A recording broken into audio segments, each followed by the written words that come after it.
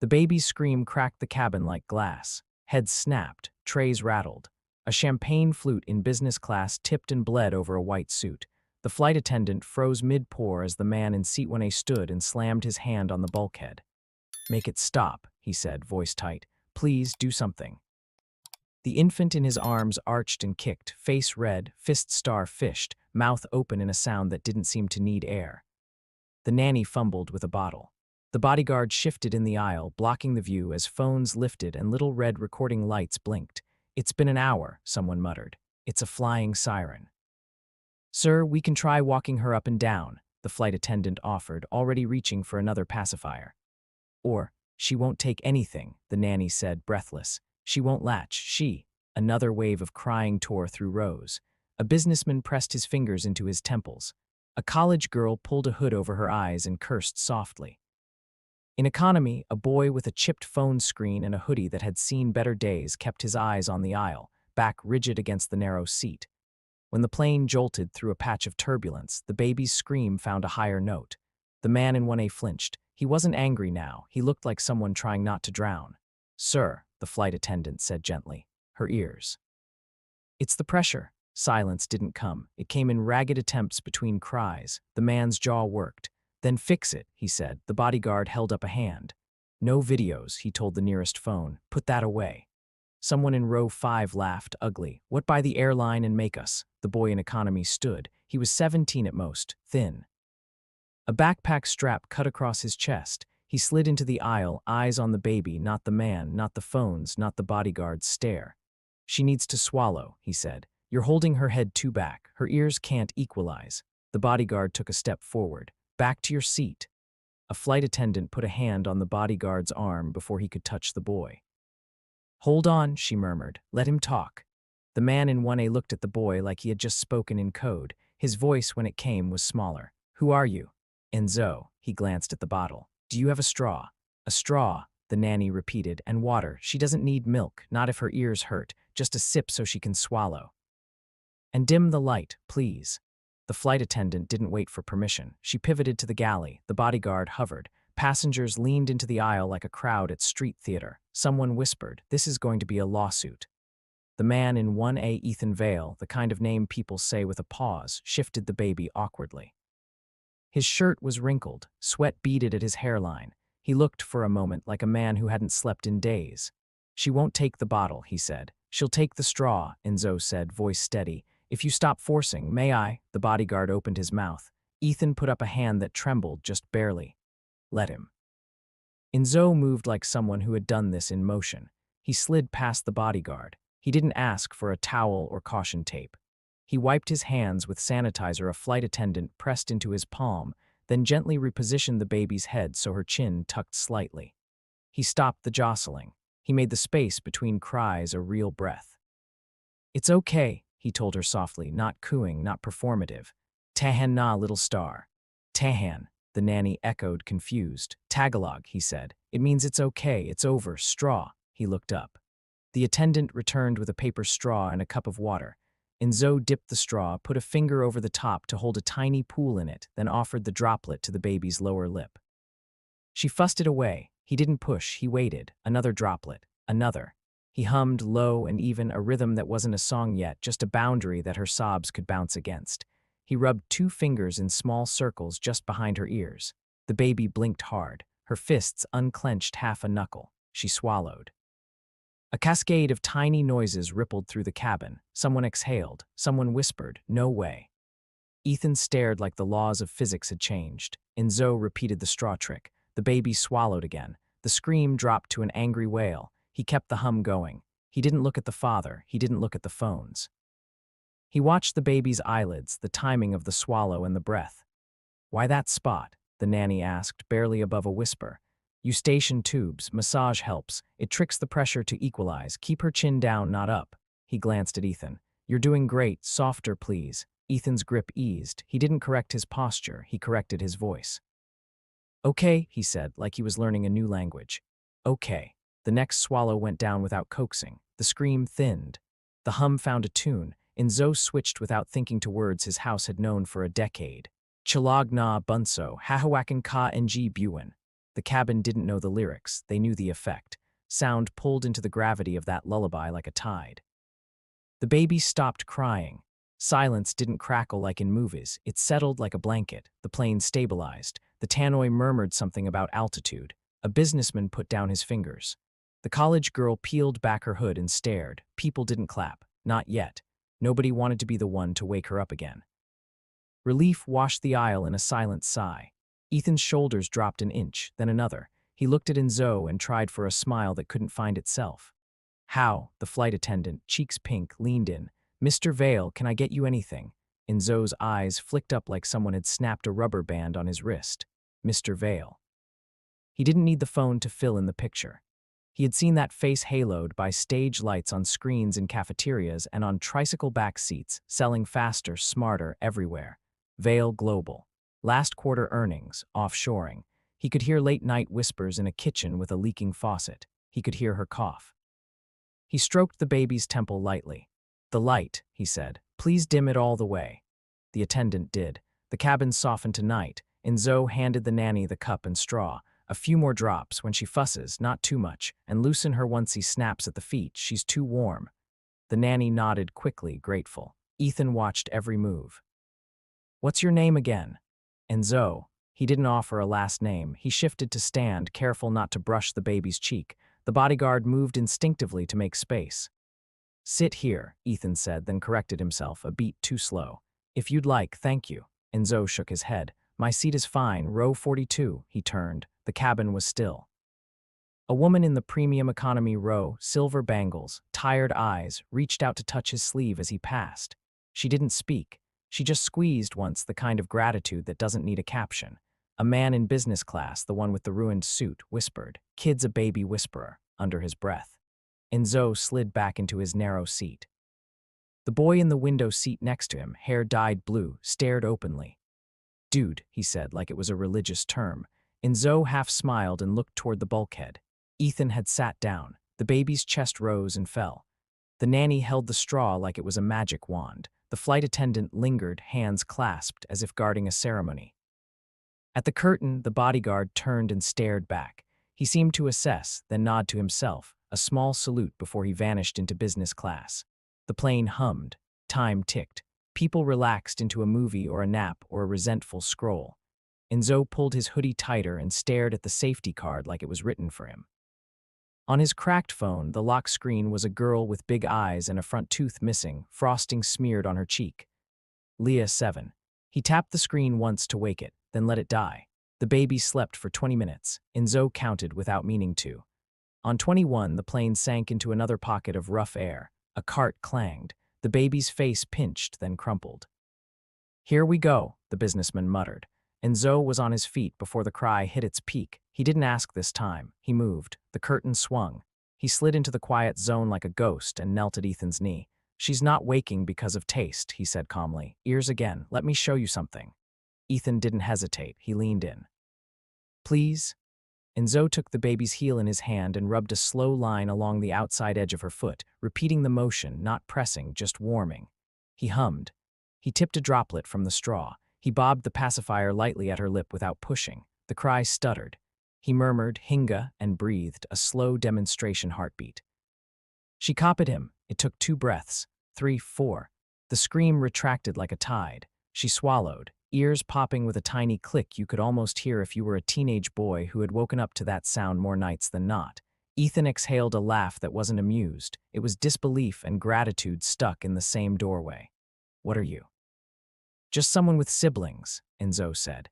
He didn't say anything about hospital corridors or unpaid bills or a 3 a.m. call to a number that used to lead to a manager and now went to a recorded apology. He did look, for a second, at the tiny right ear and tilt his head. "Does she turn to the left more?" The nanny blinked. "How did you?" "Her left ear is her favorite," Ethan said. "She sleeps on that side, right? Keep watching that." Enzo nodded. "Not urgent, but if she keeps flinching on one side, get it checked. Fluid builds, it's fixable." "Enzo," Ethan said quietly, like the syllables were a fragile thing he wasn't sure how to lift. "Thank you." He meant it. Every cell in his face said it. He reached into the seat pocket and pulled out a monogrammed money clip, fingers already separating bills. Enzo's gaze sharpened. He shook his head, a small movement that hit like a cue ball. No, it's nothing compared to, Ethan started. I said no. Enzo's voice was still soft. It was a line drawn in chalk that somehow felt like stone. Turn the light down. Keep her chin tucked. You can do this. He stood. Ethan's hand lowered. The money sat like a bad idea and slid back into the pocket. He looked stunned in a new way now, like a door had closed in a house he thought he owned. The bodyguard watched Enzo go. He made a decision without words.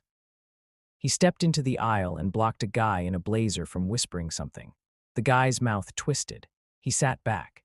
In economy, a little kid 2 rows behind popped up over his seat and gave Enzo a thumbs-up regulation size for a toddler. Enzo smiled despite himself and collapsed into his chair. When the wheels kissed the runway hours later, phones lit up again. A woman in business class had filmed the first moment, shaky and too close, and every group chat in the next 3 days would see the clip of a scrawny Filipino teenager humming a strange song to a millionaire's screaming child. But right now, there were no comments. Just seatbelts and that subtle shift of gravity as the plane slowed and the cabin exhaled.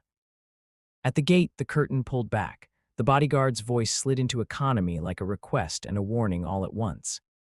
Enzo, heads turned. Whispers stuttered mid-sentence. Enzo stood, slipped his backpack on one shoulder and walked up the aisle, senses quiet and everything loud. He stopped in front of Ethan. Up close, the veneer of money wasn't a suit. It was the way people had given this man space all his life. He had eyes that were used to being met with yes. He had a baby sleeping against his chest, damp lashes curled, mouth slack from the pacifier. The nanny clutched a diaper bag like a life vest. Walk with me, Ethan said, not quite a question, not quite a command. The bodyguard let them pass. The flight attendant gave Enzo a look that was equal parts relief and curiosity. The jet bridge yawned ahead, cool and stale. Enzo kept his hands in his pockets and his stride even. They moved together in that thin tunnel, just far enough from ears to allow truth. Ethan didn't start with small talk. We have a jet, he said like it embarrassed him now. We flew commercial because her mother hated the jet. She said it made the sky feel smaller. She died 4 months ago and I haven't, he gestured, helpless at the sleeping child, learned how to do this. The words weren't rehearsed. They fell like bricks from a shelf he'd been avoiding. Enzo listened. He looked at the baby's ear again. He looked at the man who had probably never waited in a line longer than 2 minutes. The tunnel hummed around them. He said nothing. Ethan forced a smile that tried to cover all the cuts in his face. I saw you weren't filming, he said. Everybody films, thank you. It's not a show, Enzo said. No, Ethan agreed quietly. It isn't. They stepped into the terminal. The world flooded back announcements, wheels of carry-ons, a kiosk with a line of people who needed coffee more than truth. The bubble of that tube popped. The bodyguard fell in a step behind again, orbit re-established. Let me help you, Ethan said, stopping them just to the side so people could stream past. He shifted the baby carefully to the nanny's arms and turned to Enzo fully. The weight of what he could move in the world angles his shoulders. School, visa, whatever it is. What do you need? Enzo's mouth opened, then shut. He had a list he kept clawed inside: hospital bills, rent, Leah's 2 front teeth. A scholarship form he hadn't submitted because he didn't have the last document. A flight he shouldn't have bought on a card that wasn't his. He shook his head. Give it to someone else, he said. His eyes flicked to the nanny, to the baby, to the ceiling, anywhere but those eyes. Better, fix the thing you broke. Ethan didn't flinch. Maybe because he didn't understand, maybe because he did. What did I break, Enzo? He asked softly, voice careful. Not a trap, not a test, a door with hinges. Veil support, the center in Ortega's, Enzo said, each word a scrape. He didn't let his voice rise. He kept it flat, the only way to make the sentences not fracture. My mother was on the night shift, 10 years. Then the memo, restructure, regret. The benefits disappeared like they were paper and not medicine. She kept working contract for less pay until she couldn't. She didn't quit. Her lungs did.